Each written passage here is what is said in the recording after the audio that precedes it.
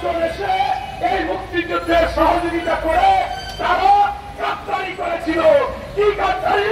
তিনি 9 মাস রক্তকরী সংঘর্ষে বাংলাদেশের সর্বাধিনায়ক যিনি আতাউল গনি ওসমানী, তার কাছে যখন পাক সেনারা পতন হবে, তারা আত্মসমর্পণ করবেন আমাদের স্বাধীনতা দাম প্রান্তে, তখন এই ভারত ওই সময় চলে এসে আমাদের সেই নেতা জনাব আতাউল গনি ওসমানী সাহেব তার হাতে ক্ষমতা হস্তান্তর করতে না দিয়ে এই ভারতের কাছে ক্ষমতা হস্তান্তর করে পাশাপাশি দেখেছিলেন পরপর আমাদের সেক্টর কমান্ডার মেজর জলিল, যিনি দেশপ্রেমিক ছিলেন, স্বাধীনতা যুদ্ধে 2-1 ওই ভারতে 1 সেকেন্ডের জন্য যায়নি, তার মধ্যে মেজর জলিল একজন এবং স্বাধীনতার ঘোষক সেক্টর কমান্ডার জেট ফোর্স অধিনায়ক মেজর জিয়া ছিলেন।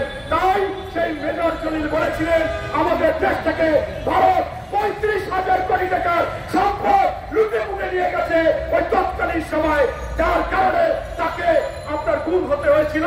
এবং আমরা দেখেছিলাম মুকুটবিহীন সম্রাট আব্দুল হামিদ খান ভাসানী যখন এটা নিয়ে বিভিন্ন জায়গায় আন্দোলন করতেছিলেন, তার হক কথার পত্রিকায় লিখতেছিলেন, তখন তাকে গ্রেপ্তার দেখাচ্ছিলেন।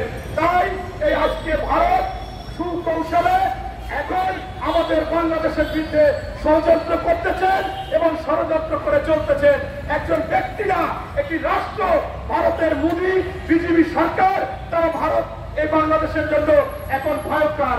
আজকে দেখেছেন এই খুনি হাসিনা, এই গণহত্যাকারী হাসিনা, যিনি বাংলাদেশের টাকা পয়সা লুট করে নিয়েছে, একটি উদাহরণ দেখলি আপনারা বুঝবেন। পদ্মা সেতু জাপানের জায়গা এবং আর্মি তারা মিলেমিশে আমাদের এইখানে দেখা গিয়েছিল 8,983 কোটি টাকা বাজেট, সেইখানে 70,000 কোটি টাকা খরচ করেছে। এই টাকা কি শেখ হাসিনার বাবার? এই টাকা কি ওবায়দুল কাদেরের বাবার? এই টাকা কি কোন আওয়ামী লীগের লোক দিয়েছে? দেয়নি। তাই এইভাবে টাকা আপনার লুটপাট করেছে, দুর্নীতি করেছে, বিদেশে পাচার করেছে এবং এটা ভারত এবং শেখ হাসিনা, বাংলাদেশ না, বাংলাদেশের একটি ব্যক্তি, একটি পরিবার, মুষ্টিময় তার দলের কিছু লোক, তারা এই সমস্ত আপনার এই অর্থনীতি দুর্নীতি করেছেন, টাকাগুলো নিয়েছেন। তাই ভারত পরিকল্পিতভাবে চিন্তা করেছে এই অবৈধ টাকা ভারতেরই থাকুক। তাই শেখ হাসিনাকে ভারত মোদী সরকার ওই দেশে নিয়েছে এবং বলেছে পাশাপাশি দেশ, তোমাদের যে কোনো সময় আবার তোমাকে ওই বাংলাদেশে নিয়ে যাব। তাই আজকে অবৈধ টাকা ওই মোদী সরকার, যিনি রাষ্ট্রীয়ভাবে ওই ভারতের সাংবাদিকদেরকে, ভারতের বিজেপি নেতা ওই শুভেন্দু অধিকারীকে দিচ্ছে। তাই ভারতে আপনার ময়ূক রঞ্জন পাগল হয়ে গেছে টাকা পেয়ে এবং অনেক পত্রিকা মিথ্যাচার করতেছে, ভুয়া তথ্য দিচ্ছে, গুজব ছড়াচ্ছে রাষ্ট্রীয়ভাবে এবং ওই পত্রিকার মাধ্যমে, সম্পাদকদের মাধ্যমে। তাই এই ময়ূক রঞ্জনের অবস্থাটা হয়েছে আপনাদের সাংবাদিকদের মান সম্মান ক্ষুণ্ণ করতেছে, উন্মাদ হয়ে যাচ্ছে। মনে হচ্ছে মেয়াদের জন্য ইয়াবা গাঁজা খেয়ে শুধু দৌড়াদৌড়ি করে আর বলে বাংলাদেশ থাকবে না, বাংলাদেশ থাকবে না। আরে বেটা, তোর বাবার বাংলাদেশ, তোর দেখা যাবে বাংলাদেশ থাকবে কি থাকবে না।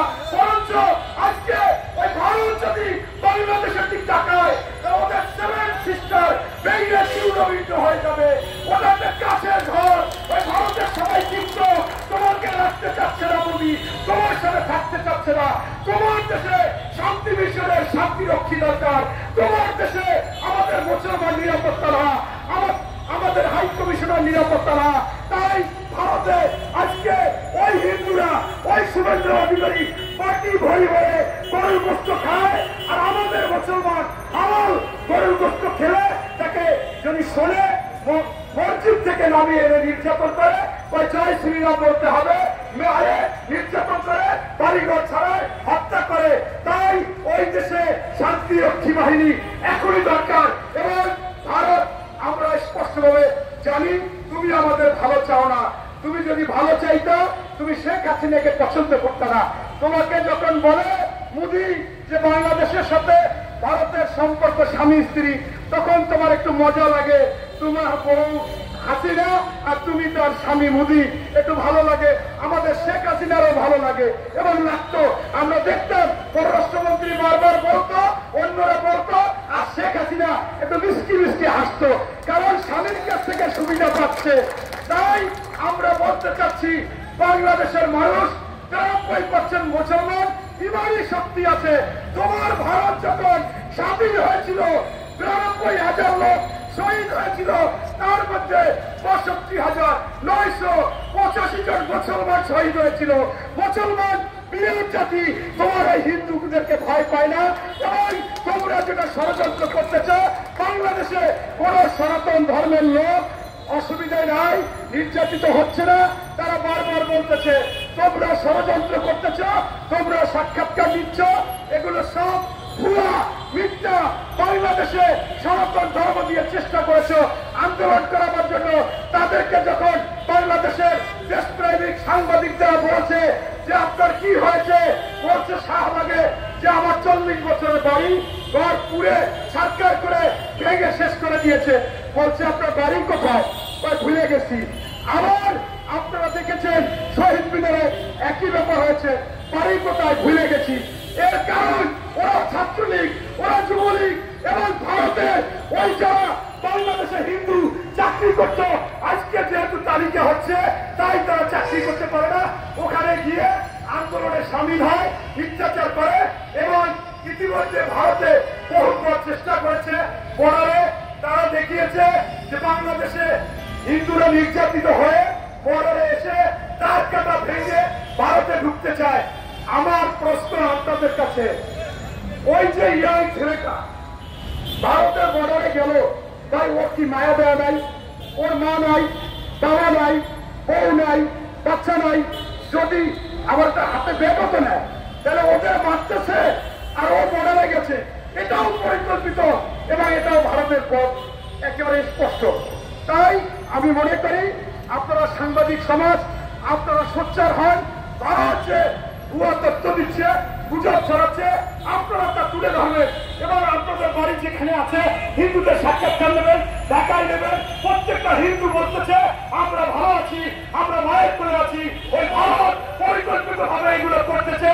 ভারত বাংলাদেশের ক্ষতি চায়, ভালো চায় না।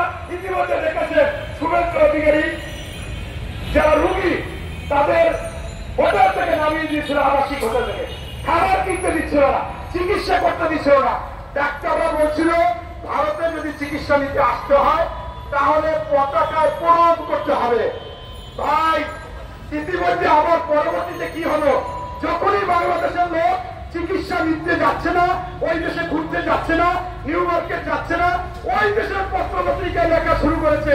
এবং জনগণ ওই মোদী সরকারের উপর খেপে গেছে যে বাংলাদেশ থেকে না আসলে আমাদের বিক্ষোভ খাবারই অবস্থা হবে, ব্যবসা বন্ধ, হাসপাতাল বন্ধ, ক্লিনিক বন্ধ, হোটেল বন্ধ, নিউ মার্কেট বন্ধ হয়ে গেছে।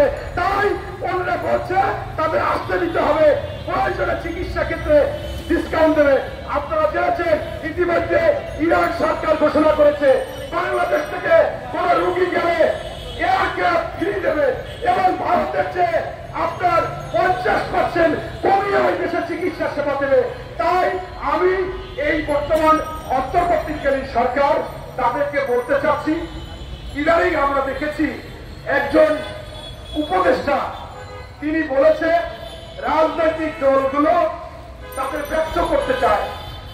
আমি ওই উপদেষ্টার উদ্দেশ্যে বলতে চাই, বাংলাদেশে সর্ববৃহৎ দল, সবচেয়ে জনপ্রিয় দল, যিনি স্বাধীনতার ঘোষণা দিয়ে যিনি দল গঠন করেছিলেন সেই শহীদ প্রেসিডেন্ট জিয়াউর রহমান, তিনি ছিলেন বাংলাদেশের একজন দেশপ্রেমিক। তিনি শহীদ হওয়ার পর একটি বাড়ি ছিল না, একটি গাড়ি ছিল না, একটি ফ্ল্যাট ছিল না, ব্যাংকের একটা অ্যাকাউন্ট ছিল না।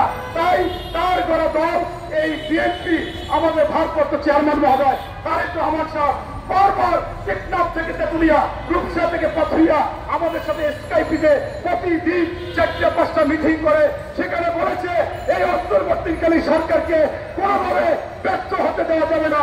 যদি এই সরকার ব্যর্থ হয় তাহলে বাংলাদেশ ব্যর্থ হবে, আমরা ব্যর্থ হব, রাজনৈতিক দল ব্যর্থ হবে, তাদের সহযোগিতা করবো এবং আমরা সেই সহযোগিতা করে যাচ্ছি।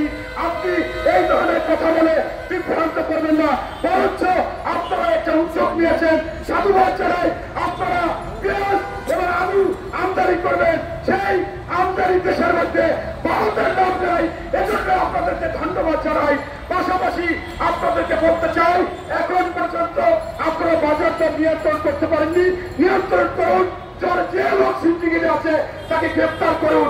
আপনারা এখন পর্যন্ত আপনাদের আশেপাশে ওই আওয়ামী খুনি হাসিনা, গণহত্যাকারী হাসিনা, যে হাসিনা 3টি গণহত্যা করেছে, বিডিআর গণহত্যা, মুসলমান হেফাজত গণহত্যা, আর কি ছাত্র জনতা গণহত্যা, এবং আপনারা গতকালকে দেখেছেন এই খুনি হাসিনা পুরো সাথে জড়িত, তার বোনের দেবর তারেক সিদ্দিকী জড়িত। ওই তারেক সিদ্দিকী আমাকে নিয়েছিল, 7 দিন রেখেছিল শেখ রেহানার বিরুদ্ধে বক্তব্য দেওয়ার জন্য, খুন করেছিল।